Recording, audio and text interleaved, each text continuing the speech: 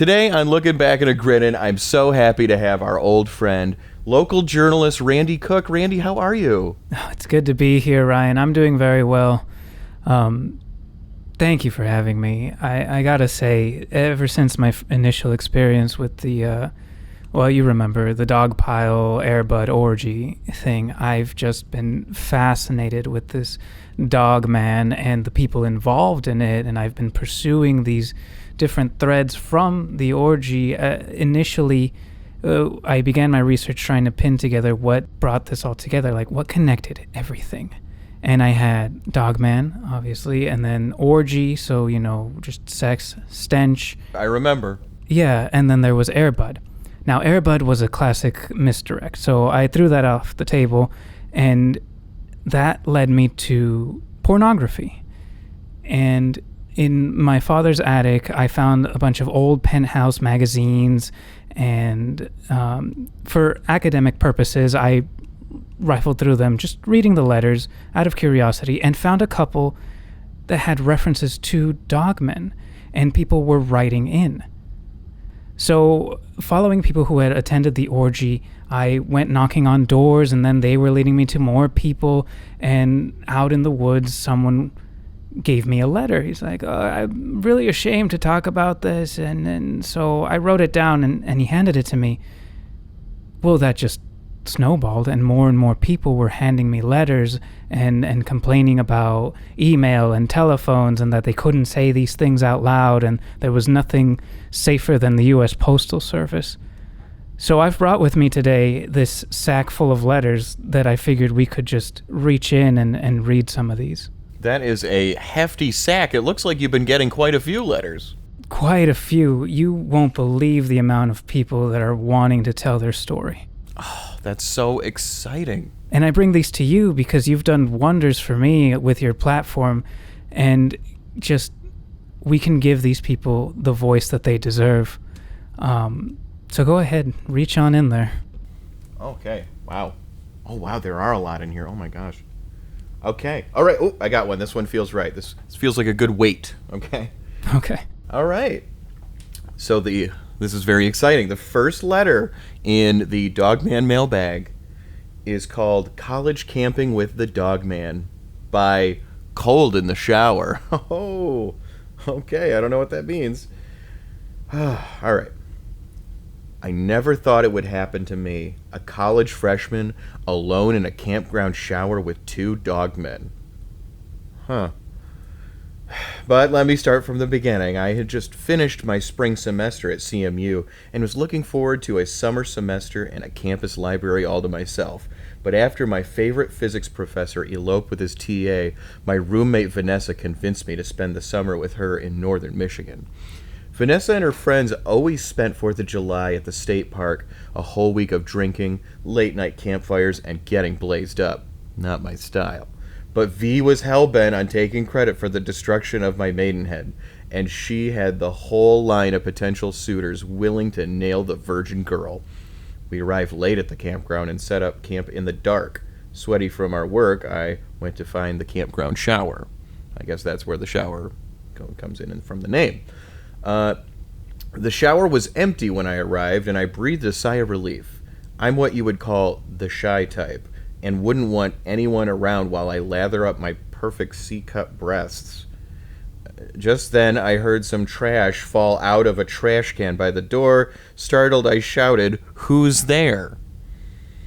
Slowly, two of the biggest dogs I'd ever seen poked their heads around the corner, looking properly ashamed for frightening me. I felt so bad about yelling at the two pups, I called out to them, telling them I was sorry and that they were really good boys. Calmed by my words, their faces went from sad puppy faces to a couple perky-eared good boys, and they entered the shower room revealing their giant hulking bodies. Where is this going? At first I was terrified. Werewolves. Yep, I've heard that. But I kept looking at their faces, more of a Labrador or Golden Retriever type. The adorable nature and smiling dog faces slowly calmed my nerves and distracted me from the raw power of their rippling were muscles. Gah! Suddenly, I felt cold and realized I was still standing in a shower covered in soap. I stepped into the cascading water to rinse off and squealed. The water had become ice cold. The soap washed off my body in frothy rivers, leaving only the icy hard peaks of my nipples.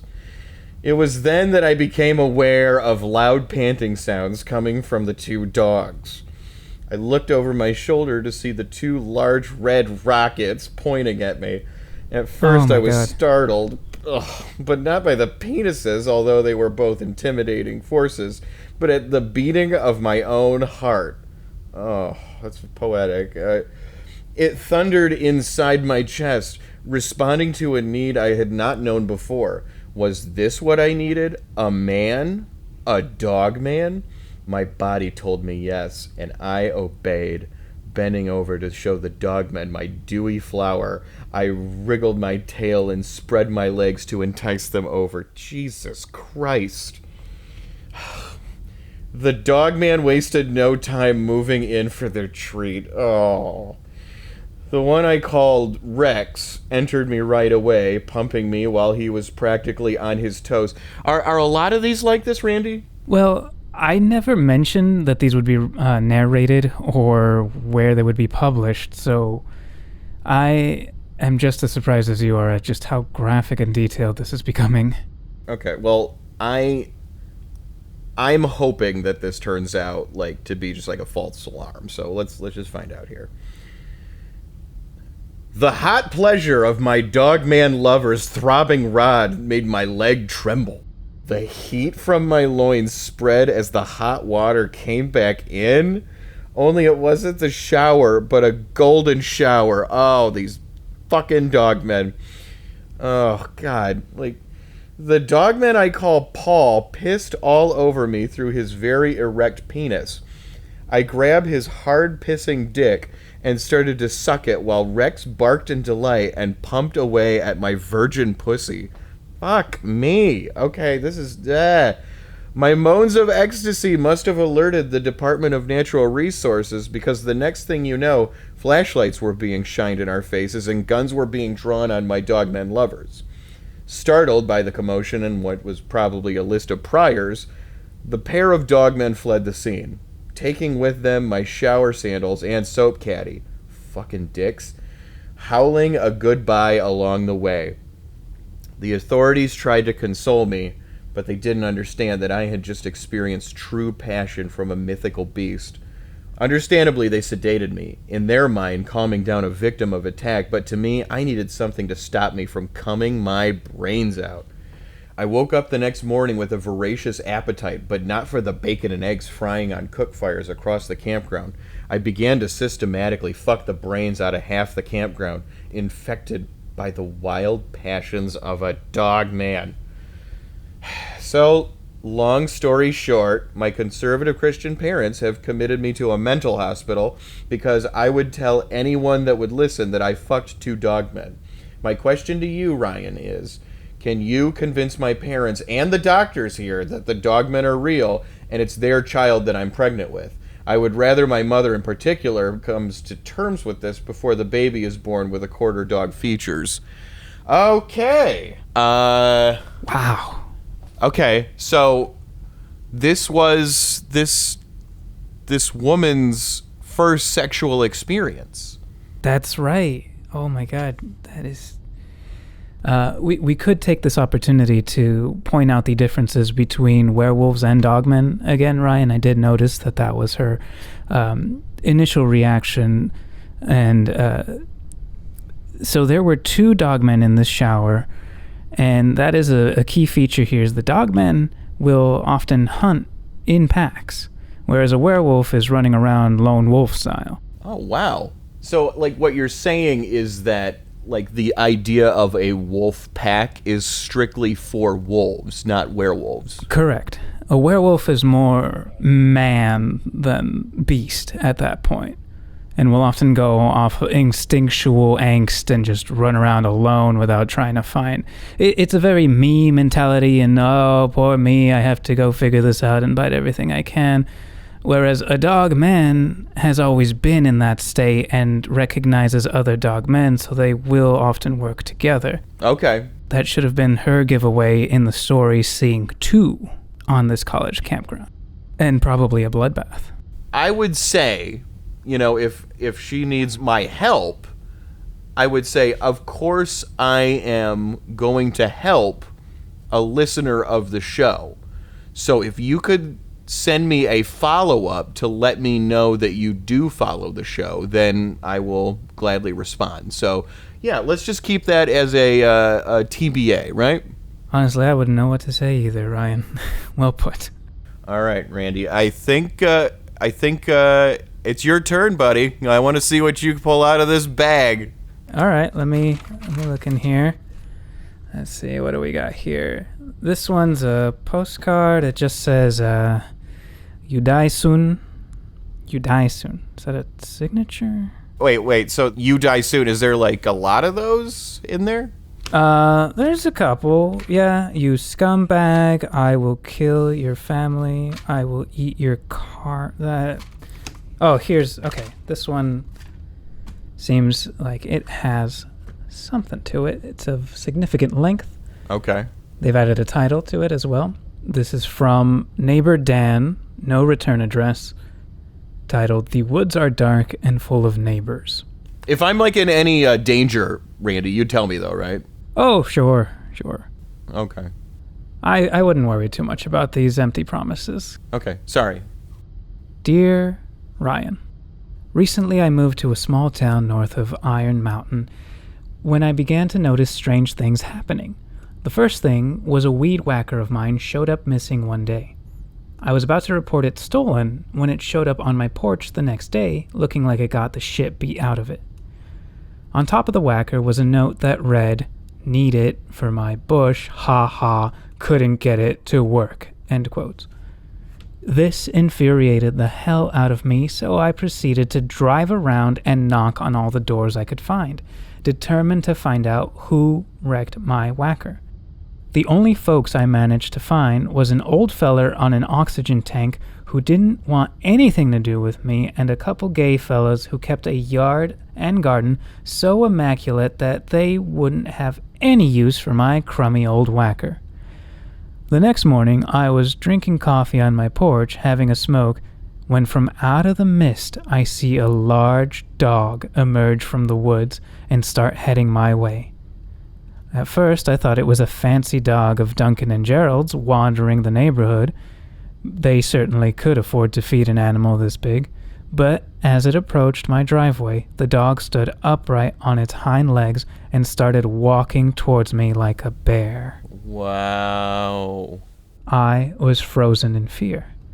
If you've seen a werewolf in a movie, you'll have an idea of what this thing looked like, but with more of a puppy-shaped head.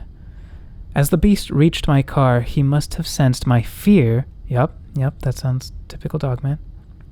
As it stopped short of the porch and slipped something under my windshield. As it turned to go, it looked over its shoulder and grinned at me. "For the whacker," it said, and ran off into the night quicker than anything I've ever seen. Stunned, I walked over to see what the creature left under the windshield wiper of my car and found a wad of cash equaling up to $100.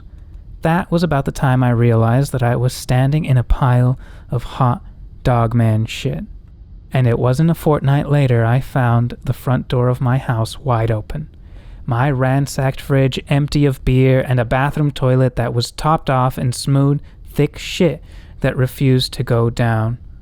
The only clue to my culprit was the magnets on my refrigerator were rearranged to read, "Had to shit, took your beast." Later on, the police would tell me that the Beast was street for Milwaukee's best beer. I tell you, I'm beside myself and would like to ask you what I should do. It seems like this Dogman is a decent sort attempting to make amends for the weed whacker damage, but what about the damage to my bathroom and missing beers? Should I wait another week for that recompense too, or will it be more of this large monster shitting on my things? Please tell me what I can do. Sincerely, Neighbor Dan. Wow, well, neighbor Dan, first, thank you for your letter. And secondly, it seems like in this instance, you might just have to take the good with the bad. I mean, they did replace your weed whacker. You were compensated for that. But, you did get, like, some really smeary shit all over your bathroom. So, I mean, do you want... I guess what I'm saying is, do you want shit all over your bathroom and not have a weed whacker? That's like a common thing that people have to choose between, Right. I would say they got off very lucky here. I mean, a pile of Dogman shit is like the curse of Dogman signatures. Yes. And it was said, actually, I don't know if you heard this, Randy, but Dr. Stephen Walker had told me that in the olden days, during the lumbering years, that Dogman shit was currency. Uh-huh. And you could pay for a beer with Dogman shit. The bartender would have to pinch the shit to, like, get their share of the shit. And so the bartenders would tend to have the biggest fingers, bigger finger, bigger pinch. Yeah. Oh my God, no. And that is where the term pinch a shit, or pinch a loaf, if you will, came from. Fascinating. So what you're saying is this Dogman may have overcompensated this individual for their weed whacker and beer. If it was the 1800s, he could have bought a mansion with that. Wow. All right, Ryan, if you want to reach into this sack and pull out another letter. Okay, looks like we got some more death threats here. Fuck you, pig. You scumbag. I'm going to hit you with my car. Like, this one just says, I know where your kids go to school. What is that? Like, why would you even... How would you know that? Like, Okay, here's one. This one seems a little, like, elaborate, It seems like, there's a lot of creativity involved in this. This one, it says, is by the Game Master. Ooh, okay. And it looks like it's made out of human skin. There seems to be, like, a pentagram on the back of it, carved into what looks like flesh, yeah? It says here, the knocking bird squawks twice, you'll find the heads not once, but twice and thrice. Fuck does that even mean? Like, what does that mean? I was hoping for a speedball here, but I ended up getting a sinker. Why don't you take the last one here? Sure, I'll reach it. Here's one. This is by Nancy Thacker. They use their full name on that one. Dear Ryan, I'm writing to ask your help with an issue that is very important to me. Recently, I've noticed an uptick in erratic and dangerous driving on the roads, and every time I get a look at who's behind the wheel, it's a Dogman, with his head hanging out the window or barking at women walking by on the sidewalk. Dog calling, yeah, I can see that. I know what you may be thinking. That's rude but not illegal. True, but accompanied by the often constant state of intoxication these Dogmen are in, that makes for distracted driving indeed. One random rabbit or squirrel and they could veer off the road and right into someone's house. Not to mention the Dogman's motor skills have much to be desired. I don't know what driver's education school is issuing these mongrels licenses, but serious consideration must be given to sharing the road. Whenever you get behind a dented-up Dogman car, you can be sure that they will wait to the last second to make a turn with no turn signal and them giving you the finger, even though it was their fault that you almost rear-ended them. I would also like to point out the Dogman's highway driving leaves much to be desired as well. When he's not weaving in and out of traffic like it's some kind of race, he's using the on-ramp to hop past the rest of us who are stuck in traffic. Despicable. Just despicable. I've even seen a couple of Dogmen who strictly drive on the side of the highway, calling it the carpool lane. If these Dogmen aren't stopped, they will eventually kill someone. That's why I'm asking for your support as a key witness when I bring this issue to the St. Helens City Council this October 21st. Okay, so I didn't realize I had to do something. Usually, by the time 6 o'clock, 6:30 rolls around, I'm usually kind of decompressing for the day. So if it's an evening thing, I just probably can't do that. Plus, I don't like to get involved in politics, you know. I mean, I want this show to be for everybody, you know. Ryan, can I ask you, have you ever witnessed a dogman behind the wheel of a car? As of late, I have been seeing a lot of very poor driving, and I attributed it to, you know, perhaps drinking and driving of just your typical, like, asshole. But there's a chance that it could be just your run-of-the-mill, you know, shit-sucking dog man. You know, I who knows at this point. Maybe we have, and we just don't know it yet. Right. I was stuck behind a car going 40 in the fast lane, just completely blocking everyone from getting ahead of him, driving next to semi-trucks, swerving left to right, tossing beer cans out the window. And sure enough, it was a very burly, hairy arm. And that, I'm assuming, was a dog man, just for the shit driving that they were doing. And I've noticed also that I've been getting a lot of empty beer cans thrown at me. So, you know, maybe they listen to the show. Right, and cigarette butts as well are being flung out into the road. People doing 100 reckless drivers. Ugh, dogmen all over the goddamn place. So, Randy, what I'm noticing is that, first off, thank you for bringing the letters. I really appreciate that. Perhaps maybe a little bit of quality control next time so I don't have to see how many people hate me.